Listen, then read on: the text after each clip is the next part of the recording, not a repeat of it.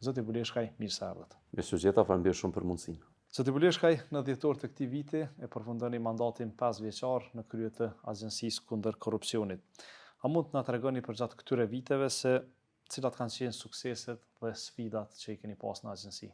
Agjencia që nga fillimi i mandatit tim të parë ka pas proces transformimi, sepse dhe legjislacioni i agjencisë ka ndryshuar në këto vite. Kemi pasur ligjin e ri ku e ka transformuar edhe emrin dhe mandatin e agjencisë nga Agjencia kundër korrupsionit në Agjencinë për parandalimin e korrupsionit.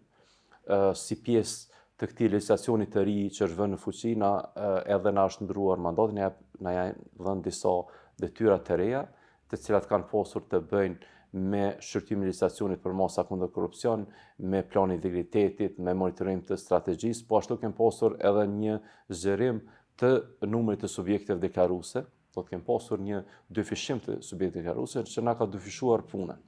Sfida e parë ka qenë se si ti ushtrojmë këto mandate të reja dhe si ti adresojmë këto rritje me numrin e njëjtë të stafit. Do fillimisht kemi pasur sfida në adresimin e problemeve të stafit, në kryerjen e obligimeve tona, në trajnimin e stafit, po ashtu edhe në krijimin e sistemeve elektronike, sepse legjislacioni i ri ka kërkuar që deklarimi i pasurisë të bëhet vetëm përmes sistemit elektronik, ndërsa në atë kohë nuk ka pasur as fonde, as sistem të krijuar. Po që në vitin e parë të udhëheqjes e kemi pasur goxha sfida të njëpasnjëshme. Përveç tyre kemi pasur numër të madh të rasteve që kanë qenë të bortura nga viti paraprake. Kemi pasur vetëm në 3 mujoshin e parë, agjencia e ka dërguar rreth 200 kallëzime penale, të cilat kanë qenë duke pritur që më shumë se 6 muaj më herët.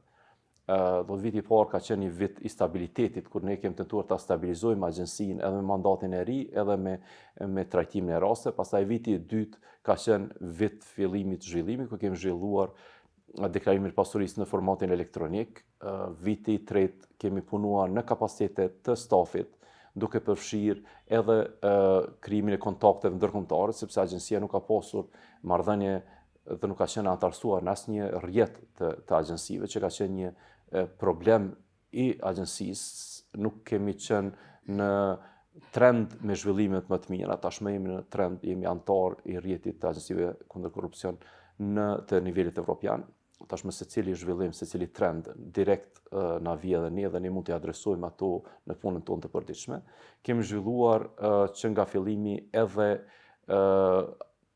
sistemin e raportimit nga jashtë, i cili është një mekanizëm mjaft i rëndësishëm për punën e agjencisë, duke pas parasysh që rastet në agjenci trajtohen nga raste që iniciohen nga brenda, apo ex officio që i themi janë rastet e raportuara nga jashtë, që është tepër e rëndësishme.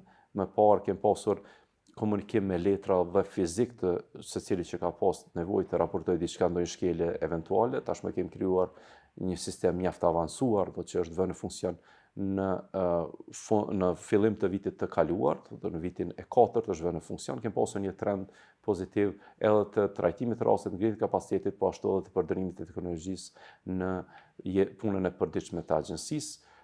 Vitin e kaluar, si pjesë të buxhetit, kemi pasur edhe një rritje të numrit të stafit, kemi pasur një 15 staf të ri që janë rekrutuar dhe tashmë janë pjesë e punës të përditshme në agjenci. Kjo sfida e stafit është zvogëluar, nëse në fillim kemi pasur nevojë për 25 staf të ri, tashmë na ka mbetur kërkesa edhe për 10 të tjerë, sepse për 15 të parët vetëm na janë akomoduar kërkesat tona nga qeveria dhe kuvendi.